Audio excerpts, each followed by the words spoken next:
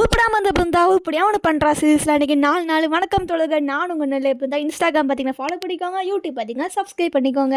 Relatives அப்படின்னாலே மூட்டி விட்றாங்க, பின்னாடி பேசுறவங்க போதான் போடுறாங்க, வளர்ச்சி தடுக்குவாங்க, இந்த மாதிரி நான் சொல்லி கேள்விப்பட்டிருக்கேன். பட் ஆனால் என்னோட ரிலேட்டிவ்ஸில் சில பேர் வந்து க்ளோஸ்டு மே கார்டு, அப்படியே க்ளோஸ்டு மே கார்டெலாம் வந்து ஒருத்தங்க எனக்கு வந்து நாங்கள் இதுவரை என்னன்னு சொல்லிட்டு அவங்க மெட்ராஸில் அவங்க ஃபங்க்ஷன் விஷயமா வந்தாங்க. அப்படியே எங்கள் வீட்டுக்கு வந்தாங்க. அன்எக்ஸ்பெக்டடாக மீட் பண்ணி அவன் வந்து ரொம்ப ரொம்ப ரொம்ப ரொம்ப ஹாப்பி.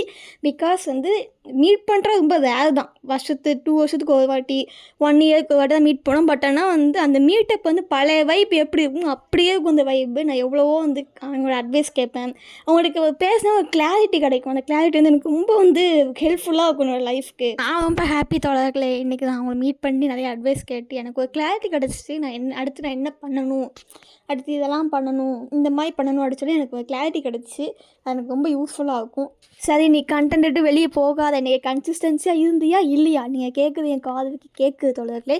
கன்சிஸ்டன்சியாக இருந்துட்டேன், நீங்கள் சந்தேகமே பட வேண்டாம். நான் வந்து ஃபஸ்ட் நாள் மட்டும் தான் தவிர மற்ற எல்லா நாளும் பக்காவாக முடிச்சது அந்த பிருந்தா.